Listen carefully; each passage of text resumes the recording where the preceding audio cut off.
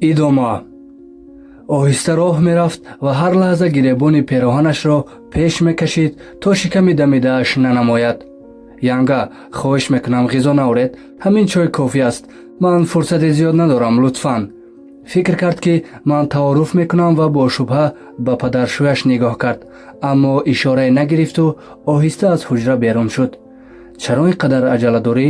шаб бо мошин бимон, солҳост ки туро надидам. охирин боре ки дидамат, ҳанӯз бача будӣ. ӯ тоқии чоргӯшаашро аз сар бардошту рӯи зонуаш гузошт ва сари пок тарошидаашро бо гӯшаи румоли даври гарданаш молиш дод. дуру дароз ба ман нигоҳ кард, он қадр ки ман хиҷолат кашидам ва ҳарчанд сер будам, пораи кулчаеро ба деҳон гузоштам. аз як ҷое эҳсос кардам, ки на ба ман, балки ба хотироти он солҳо хира шудааст.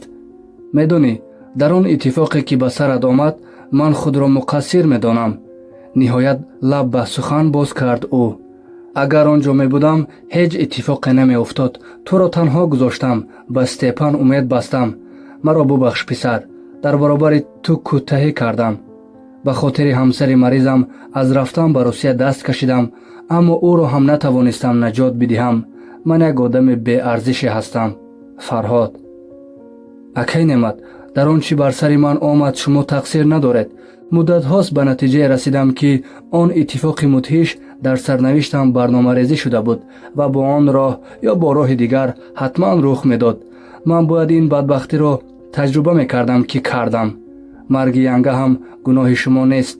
ӯ ҳамон муҳлатеро ки барояш ҷудо шуда буд, зиндагӣ кард. янга аз шумо розӣ буд, бо шумо хушбахт буд, фарзандони хуберо ба ёдгор гузошт. магар ғайри ин аст? ман ҳарфҳоеро ба забон овардам, ки худам солҳо орзуи шуниданашро доштам. орзу доштам ин ҳарфҳоро яке ба ман бигӯяд, то захмҳои рӯҳу танам илтиҳом ёбанд. ман ҳарф мезадам ва ашкҳои акай Неъмат аз чашмони дудиаш ба ришҳои сафедаш метаровиданд ва шонаҳояш аз ғусса меларзиданд. ту ҳамеша бештар аз солат боҳуш будӣ, Фарҳод.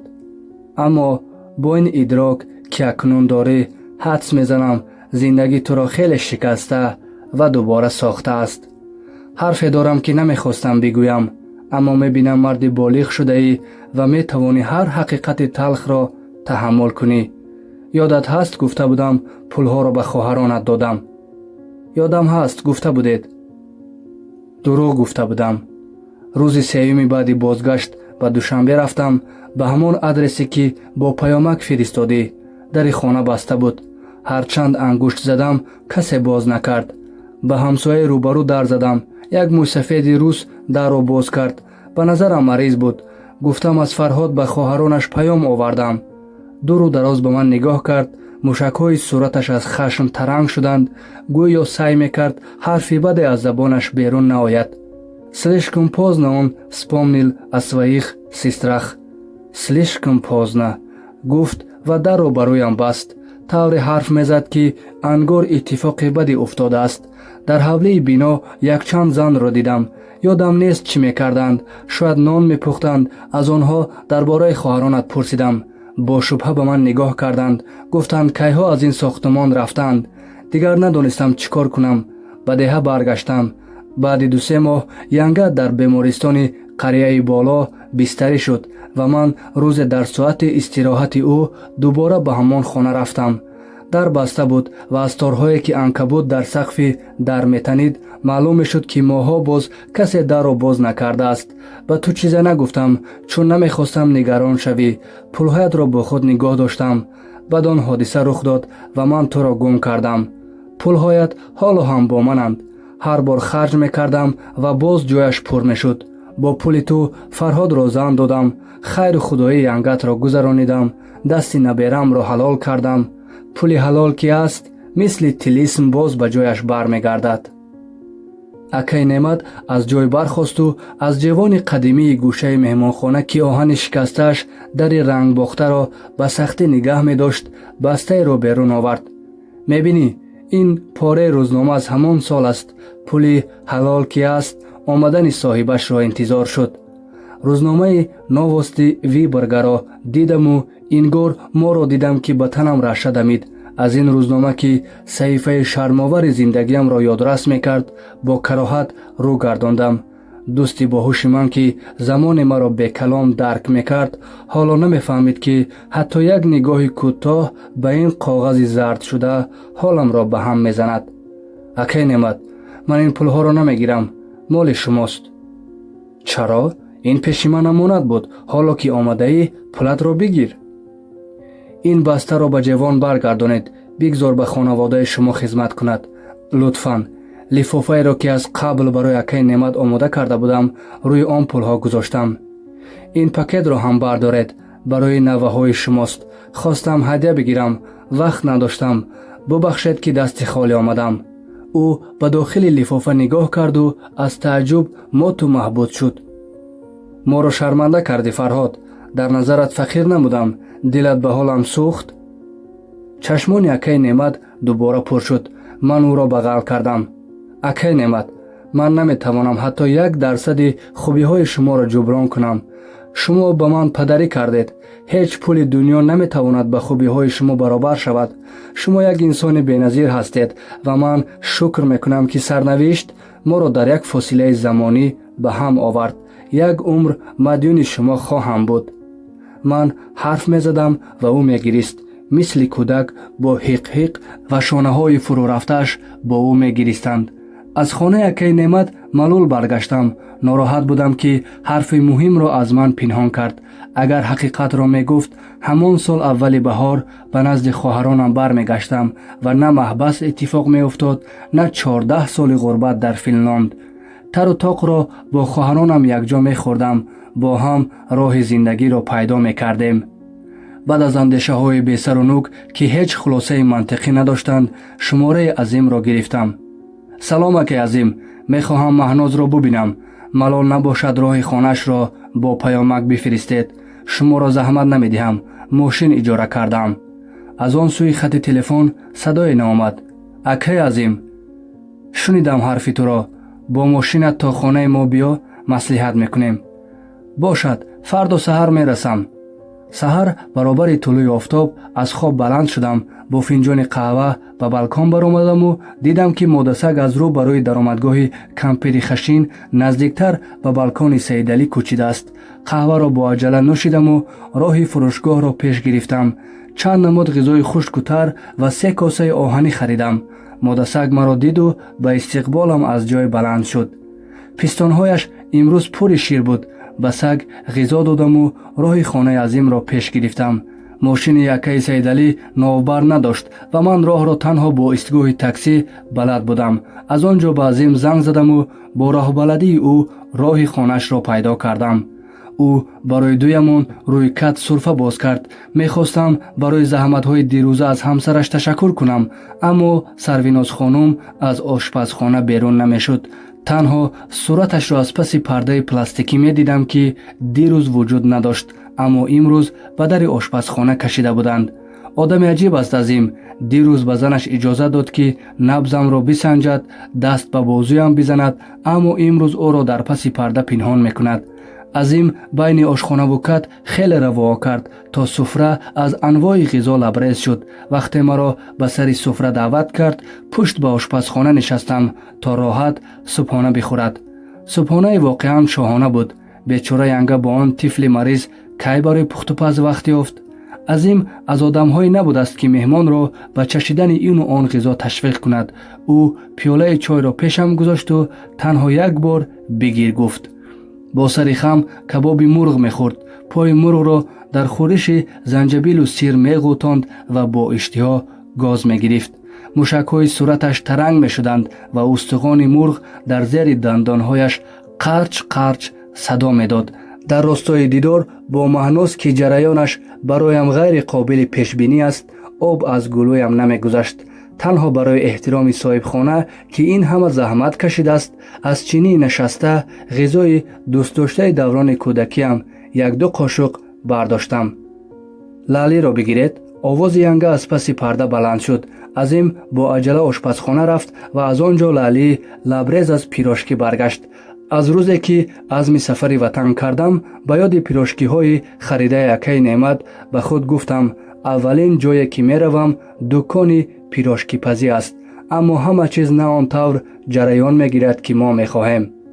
Пирожкӣ бигир, гуфт Азим ва сарашро рӯи сачоқ хам карду аз гӯшаи пирожкии шабеҳи кафк дамида як гози калон гирифт. Шираи гӯшту пиёз ба рӯи дастмол рехт.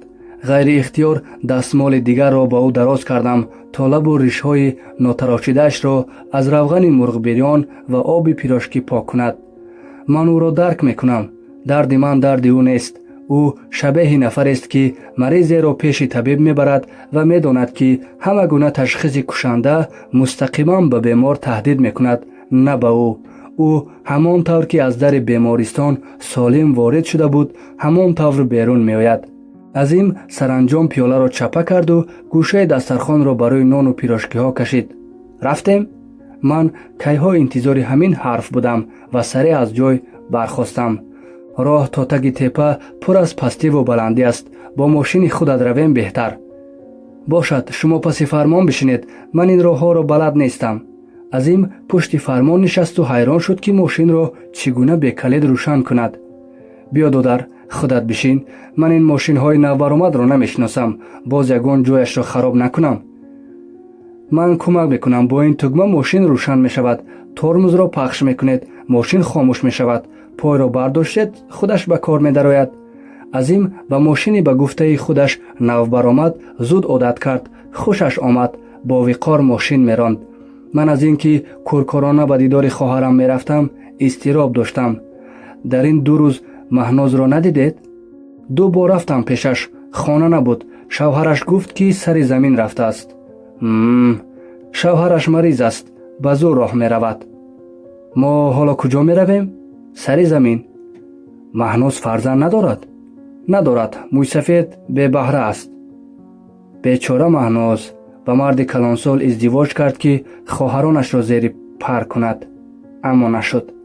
раҳбарҳои ятимхона шароити хуб надорад гуфта бачаҳоро надоданд. ҳарду сукут кардем. мошин роҳеро убур мекард ки на қоида дошт, на низоми ҳаракат. ароба пеши роҳи мошинро мегирифт ва пиёдагардҳо таври шоҳроҳро убур мекарданд ки ингор қасди худкушӣ доранд. мошин радио дорад ки ягон ахбор ё мусиқӣ гӯш кунем? тугмаро пахш кардам. радио барномаеро аз олами ҳайвонот пахш мекард. ровӣ мегуфт, ишқи модар шабеҳи ҳеҷ ишқи дигаре нест. танҳо модар аст ки бачаашро ба қимати ҷонаш ҳифз мекунад. ман дар тӯли умрам борҳо аз ясу ноумедӣ нақши модарамро ки ба мо зиндагӣ дод, вале баъди сари худ ба сахттарин санҷишҳо рӯбарӯ кард, зери суол бурдам. ӯ медонист ки падарам агар намемурд, дер ё зуд пушти моро холӣ мекард. медонист хонаводааш такягоҳи собите нест. медонист пуле надорад ки ояндаи моро таъмин кунад. ҳатто медонист ки аз умраш рӯзҳои ба шумор боқӣ монданд, вале ҳамаро ба дӯши Маҳноз гузошту рафт. гӯё барояш муҳим набуд ки баъд аз сари ӯ мо чӣ мекашем. Азим бо диққат ба радио гӯш медод ва гаҳ-гоҳ «Ина бин» мегуфт. аз ҳама модари хуб дар байни ҳайвонҳо орангутан аст, мегуфт ровии барнома.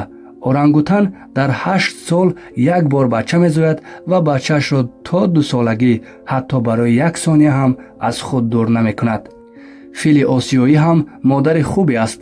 фарзандашро 22 моҳ дар шикамаш бузург мекунад, 3 сол шир медиҳад ва то қоидаҳои ҷангалро наомӯзад, аз ӯ дур намешавад. бачаи фил ба сурати умум бачаи ҳамаи галлаи филҳо ҳисоб мешавад ва агар хатаре ба филбача таҳдид кунад, галла ба ҳимояташ бармехезад. филҳо аз мо дида одамтар буданд.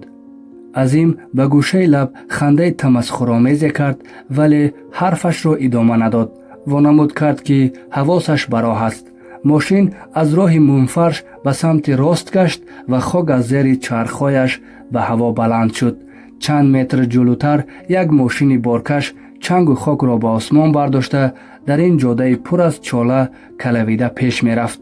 10-12 нафар зоҳиран зану кӯдак дар болои мошин ба бораҳо часпида ба чапу рост мечархиданд ва хок мехӯрданд.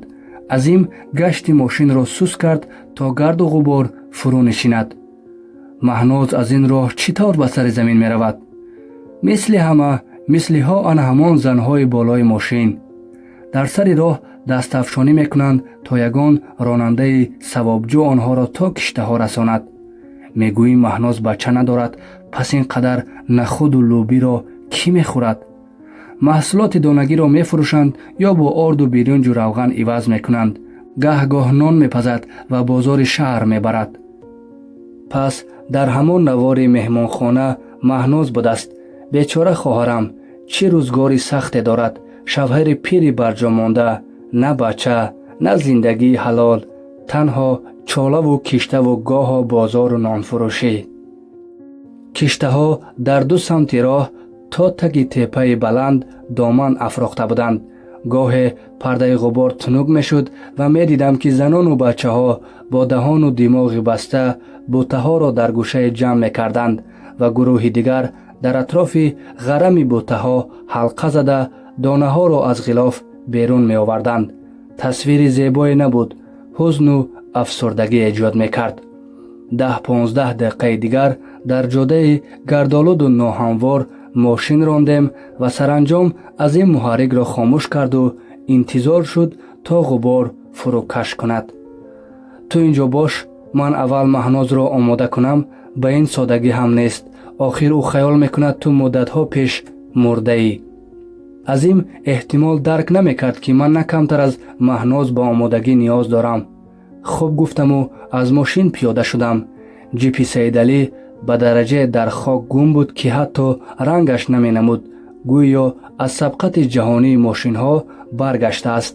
хайрият, ки Саидалӣ мошинашро дар чунин ҳол намебинад.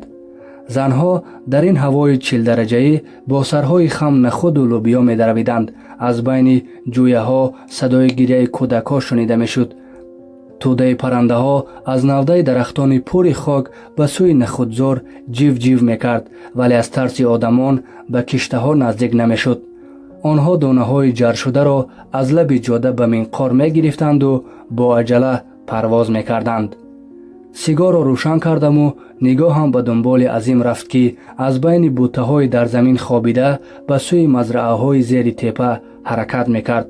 фосила байни мошин то он заминҳо зиёд набуд, аммо эҳтимол Азим бори аввал ба ин киштаҳо омада буд, ки суроғи маҳнӯзро раҳ-ба-раҳ аз занҳои дигар мегирифт. саранҷом таваққуф кард ва зане аз замин бархосту дастпӯшро берун овард ва бо Азим салом кард. сигор аз дастам афтид. маҳнӯз буд. худи худаш. ман аз ин дурӣ ҳамонро шинохтам, ҳамон тавр, ки қомати модарамро аз дурӣ ташхис медодам. дарунам аз изтироб тагурӯ шуд. Азим дасти маҳнӯзро раҳо накард ва сар такон медоду чизе мегуфт. шояд ҳошия мерафт ё муқаддимачинӣ мекард. ногаҳон хоҳарам ҳайкали ях шуд. тавре ба Азим нигоҳ мекард, ки ингор ӯро бори аввал мебинад. Азим шонаҳои ӯро такон дод ва садояш ба гӯшам расид, ки аз касе об мепурсид. ниҳоят маҳнӯз ба тарафи мошин чархид ва чашмаш ба ман афтод. нохудогоҳ ба сӯяш давидам. пойҳоям дар бутаҳои хушк мепечид. пешпо мехӯрдам, аммо ҳамоно медавидам. то расидан ба ӯ чанд қадами дигар монд. сураташ аз ҳайрати омехта бо изтироб чун девор сафед шуд ва мисли шохае аз дарахт бурида ба замин афтид. шунавандаҳои азиз, идомаро дар қисмати дигар хоҳед шунид.